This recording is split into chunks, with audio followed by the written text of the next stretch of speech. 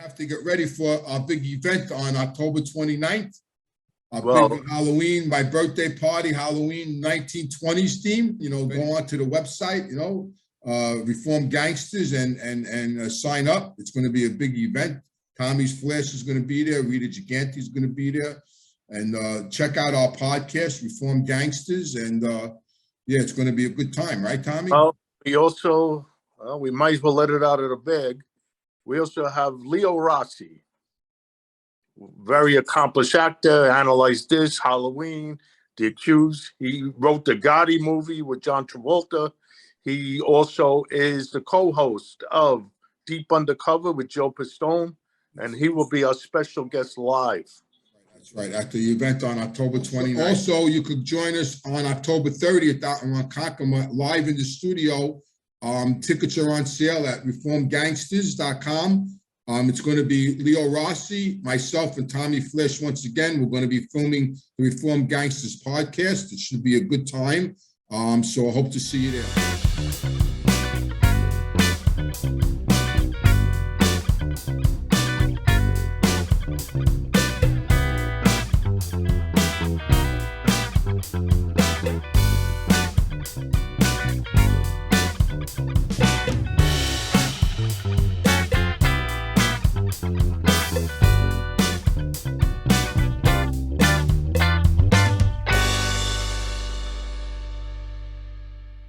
I'm Anthony Ruggiano, and I have a few announcements to make. Life has been good since I recovered from cocaine addiction.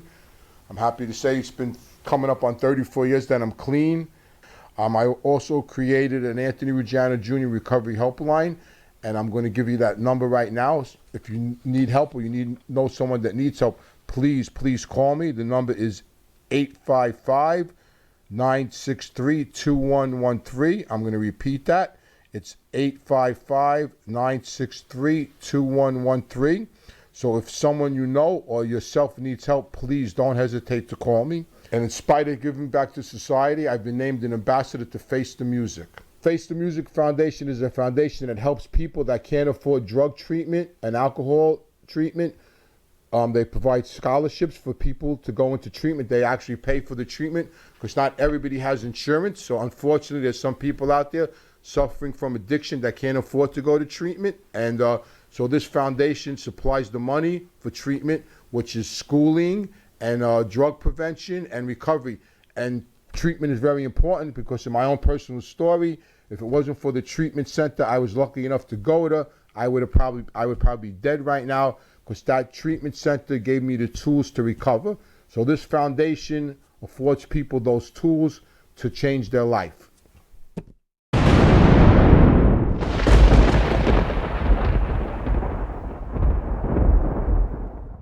Good morning, Tommy. How are you? Very good.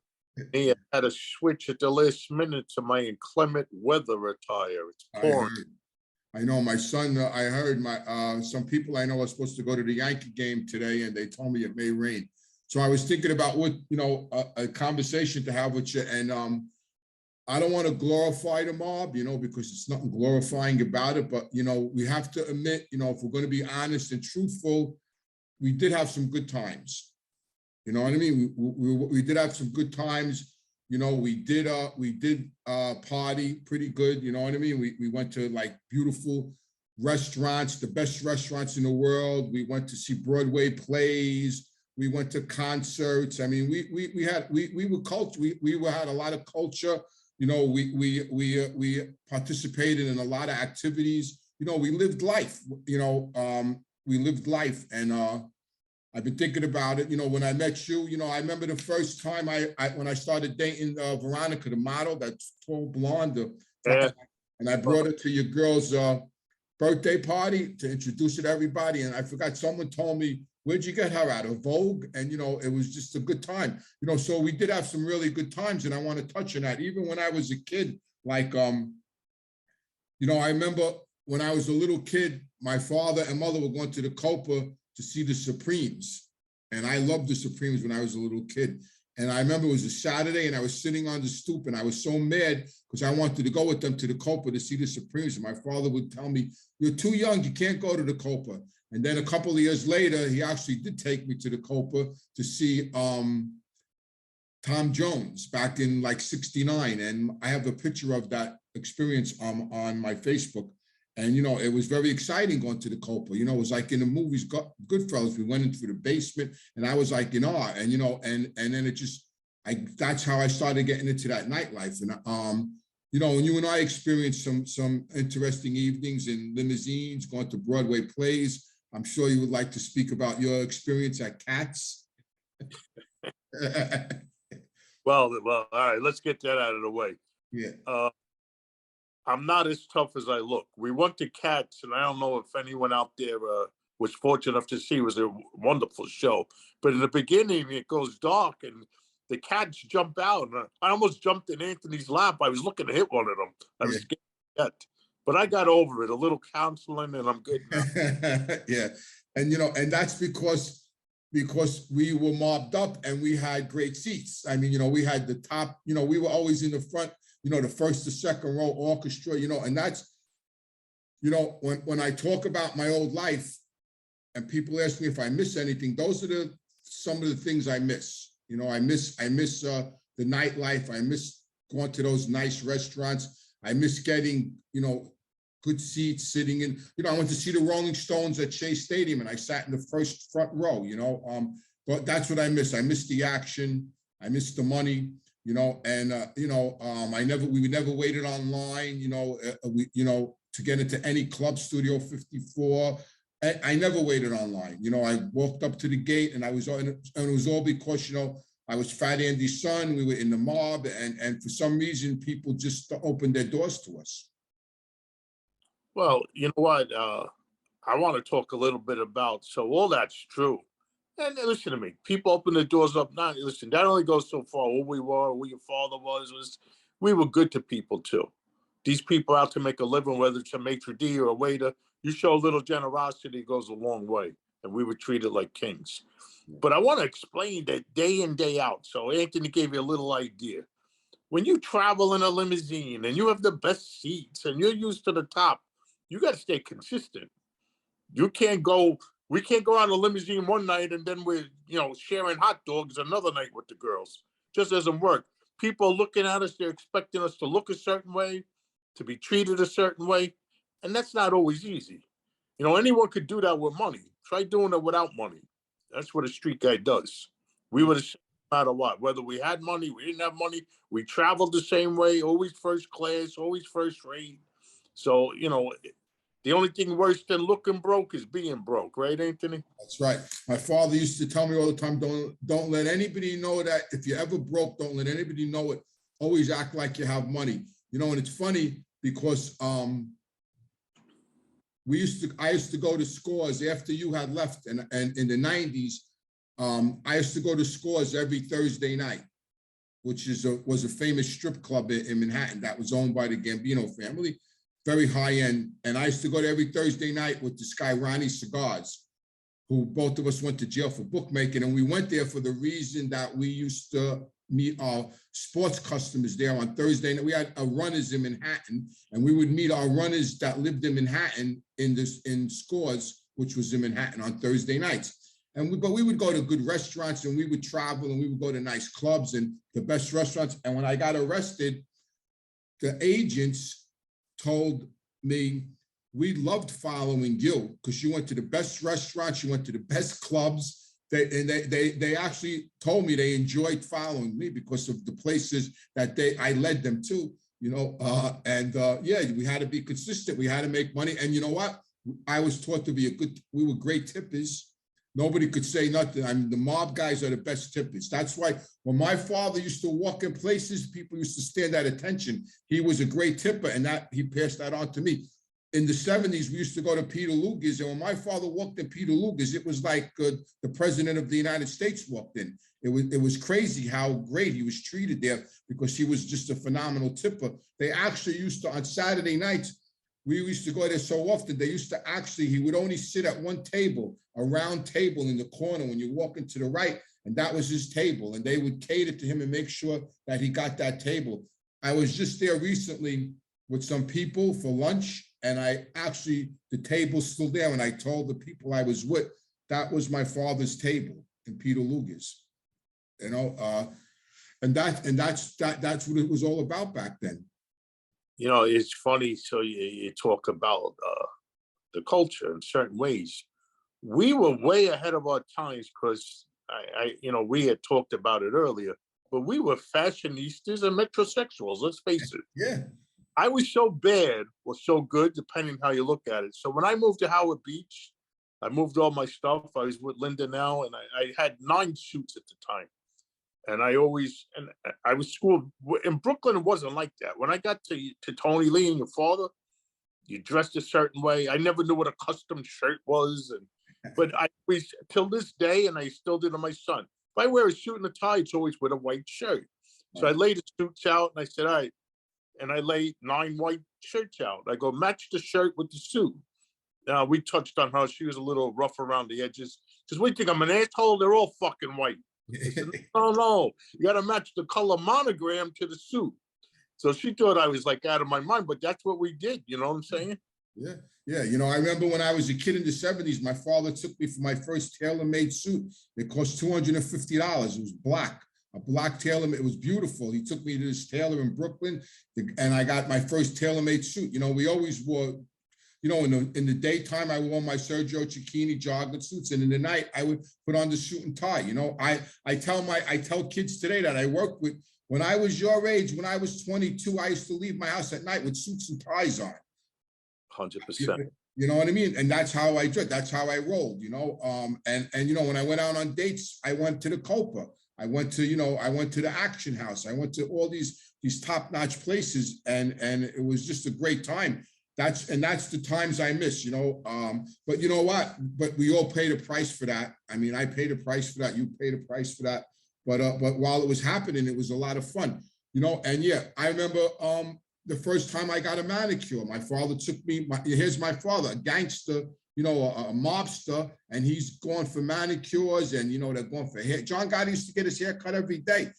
My second wife told me one day, I never knew that you were such high maintenance. You know? Yeah, you know, but that's was passed on to me through my father, who was a gangster. You know, he bought his clothes in one store, Murray's clothing store. He would go in and buy 10 suits at a time. And my father had 2 wardrobes. My father was so, but he was messy, my father. He was like clumsy. So he always had stains on his tie, and, you know, he was kind of clumsy, but as far as him dressing, he had two wardrobes. And he used to tell me it was because of Jackie Gleason. So if anybody remembers Jackie Gleason, he had a fat Andy wardrobe and a skinny Andy wardrobe. So he used to have, so when he put on a lot of weight and he was fat Andy, he had a wardrobe. And then sometimes he used to get a bug up his ass, and he would go on these crazy steak diets where all he ate once a day was a steak and a salad, and he would lose all this crazy weight. And then he would have the skinny Andy wardrobe. So he always had 2 wardrobes. And that's, you know, and that was passed on. You know, I never had to have 2 wardrobes, but I had a day wardrobe and I had a night wardrobe. Before I went away in the 90s, my daughter, I mean, it's funny now, but it really isn't funny. She would come into I had a walk-in closet in Howard Beach, and she would come in the closet, and I'd be putting on my suit and tie, and she would come in and she would look at me and she goes, "You're going to work now, Daddy?" Because she knew when I put on a suit and tie, I was leaving the house, and she used to ask me if I was going to work. And in reality, I was actually really going to work, you know, and that was my job. It's funny. I got a funny story for you. You mentioned your father with the steak. So you met my son, and you would agree he's in pretty decent shape, correct? Yeah, that's great shape. Okay, well, I'm going to tell you. So he eats strictly carnivore.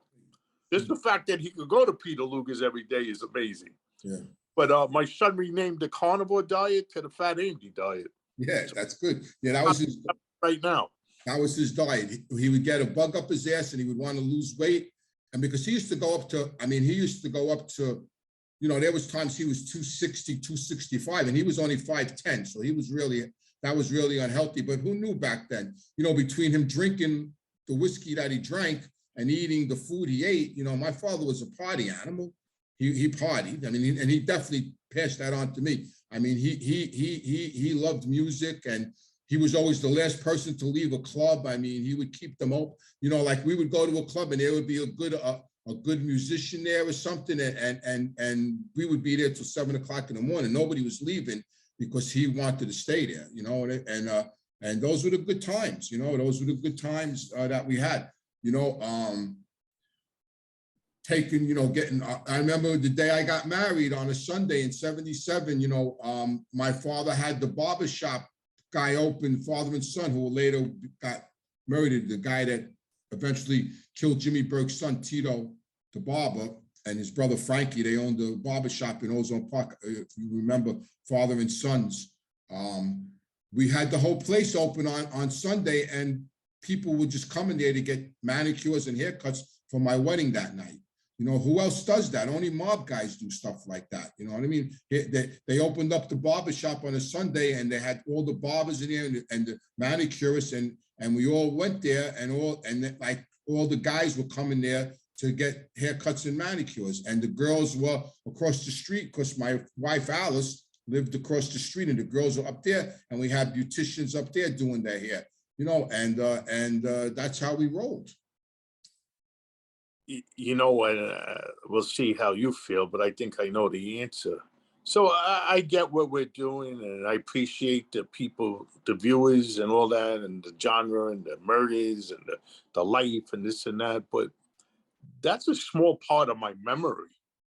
The biggest part of my memory, I know people might not want to hear this. Remember me and you like going to, remember Mike's the tailor? Yeah. Picking fabrics and designing clothes. Yeah. And the funny thing was when he was on Liberty Avenue, then he moved to the 5 Towns, and the suit like doubled. They're like, oh, look at this guy. Yeah, you took but me those there. Are the, I remember more that I'm fond of, you know.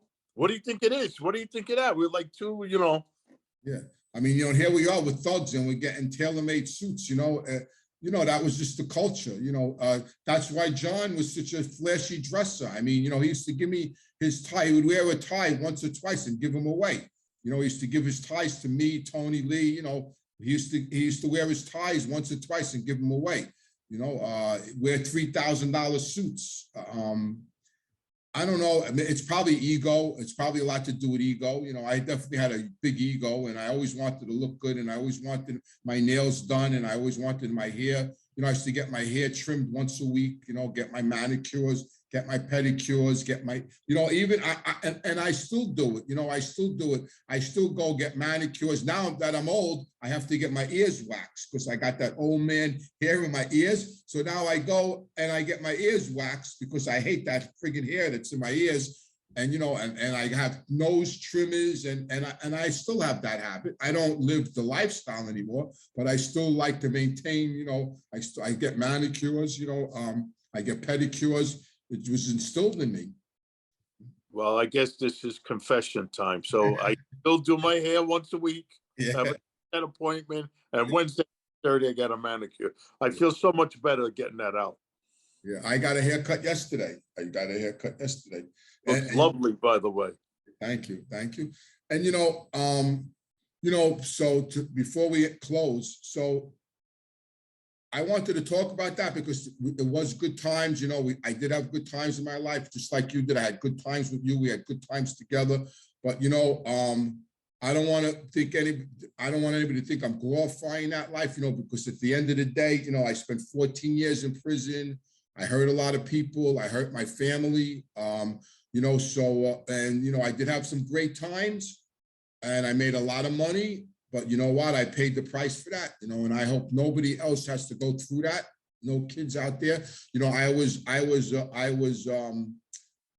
in awe of that life. You know, it was passed on down to me, and, you know, as a young kid going with my father to clubs and seeing how he was treated in restaurants, even when I was a little kid, you know, how he had, you know, would get the best tables and take me to these places, and people would give me money. And I always knew they treated him special, and that shined to me, and I wanted that. But you know what?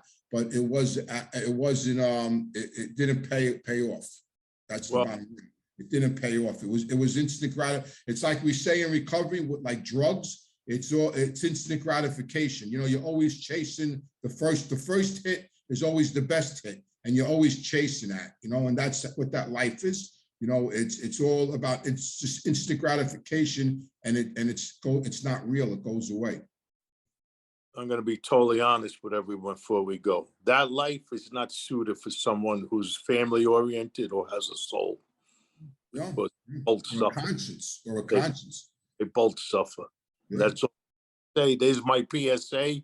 So I hope someone gets it in their head. Maybe we help somebody out there. I hope so. So I want to say goodbye to everybody, and I want to remind everybody again about October 29th, the Halloween party. It's also my birthday. I'm not going to say my age. It's a secret, but I'm getting old.